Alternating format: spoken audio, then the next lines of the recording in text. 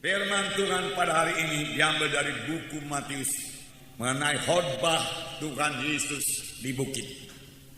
Khotbah di bukit sangat perlu. Apakah isinya khotbah di bukit ini? Biarlah kita semua menerima berkat dari khotbah di bukit pada hari ini. Banyak orang Kristen atau rata-rata orang Kristen sudah pernah mendengar mengenai khotbah di bukit ini.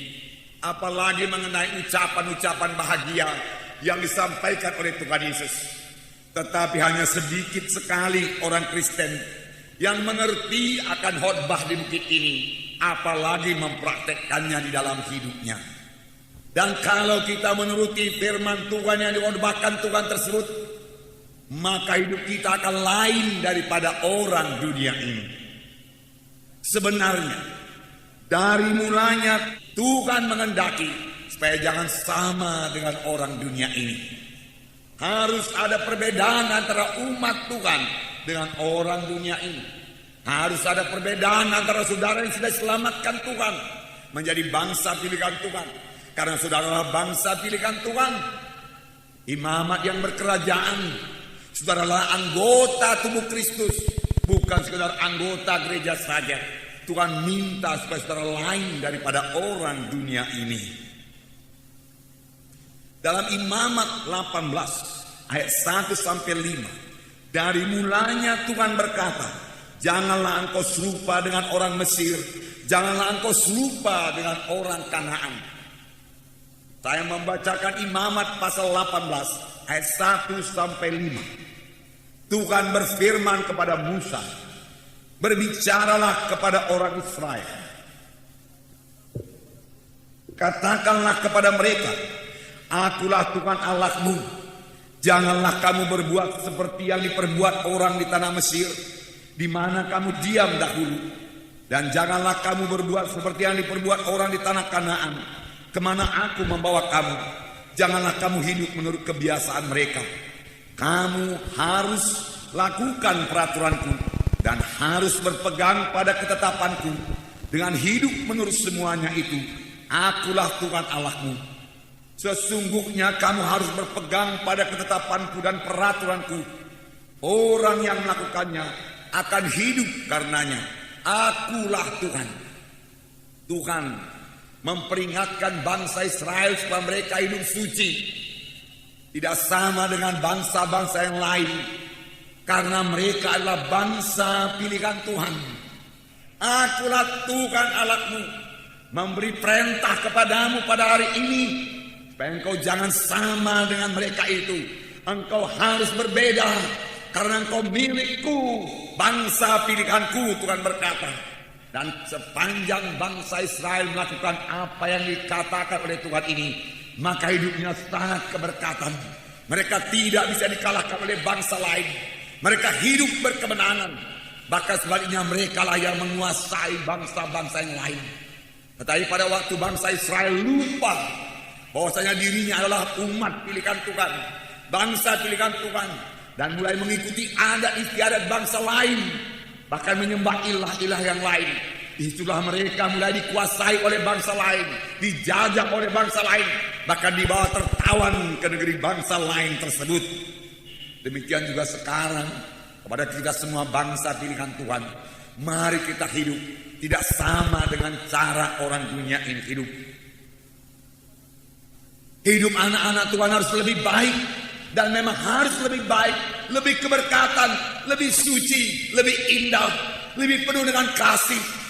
Sepanjang dia mematuhi undang-undang Tuhan dan tidak sama dengan orang dunia ini. Lebih keberkatan dari orang dunia ini. Lebih berkuasa dari orang dunia ini.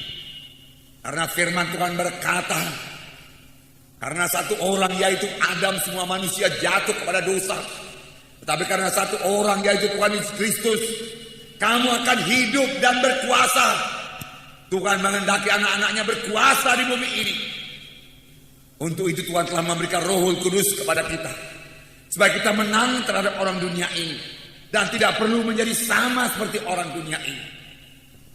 Namun bangsa Israel, bangsa pilihan Tuhan, yang dikehendaki Tuhan dari mulanya lain daripada orang dunia ini, selalu lupa akan jati dirinya. Dia menjadi sama seperti orang dunia ini, mengikuti cara-cara orang dunia ini. Itu sebabnya mereka tidak keberkatan. Saudara yang kekasih dalam nama Yesus, dalam 2 Raja-Raja 17 ayat 6 sampai 9, dalam tahun ke-9 zaman Hosea, maka Raja Asyur merebut Samaria. Ia mengangkut orang-orang Israel ke Asyur, ke dalam pembuangan, dan menyuruh mereka tinggal di Hala, di tepi sungai Habor, yakni sungai negeri Gozan, dan di kota-kota orang Madai. Hal itu terjadi karena orang Israel telah berdosa kepada Tuhan Allah mereka, yang telah menuntun mereka dari tanah Mesir, dari kekuasaan Firaun Raja Mesir. Dan karena mereka telah menyembah Allah lain, dan telah hidup menurut adat istiadat bangsa-bangsa yang telah dihalau Tuhan dari depan orang Israel, dan menurut ketetapan yang telah dibuat oleh raja-raja Israel. Nah, saudaraku, sekali lagi mereka ditawan oleh Raja Asyur, diperhamba oleh Raja Asyur, dibawa oleh Raja Asyur ke negerinya. Mengapa ini terjadi? Ayat berikutnya menjawab, hal itu terjadi karena orang Israel telah berdosa kepada Tuhan Allah mereka. Apakah dosa mereka? Sini dikatakan karena mereka telah menyembah Allah lain, dan telah hidup menurut adat istiadat bangsa-bangsa yang telah dihalau Tuhan dari depan orang Israel, dan menurut ketetapan yang telah dibuat raja-raja Israel. Firman Tuhan berkata, kamu akan beroleh kuasa kelak apabila Roh Kudus turun ke atas kamu, dan kamu menjadi saksi bagiku Yerusalem, Yudea, Samaria, hingga sampai ke ujung bumi.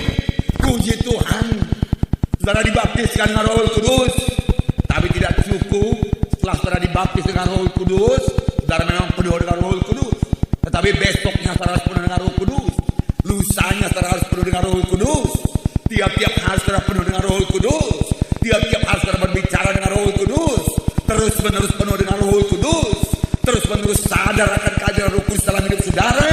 Itulah hidup anak-anak Tuhan.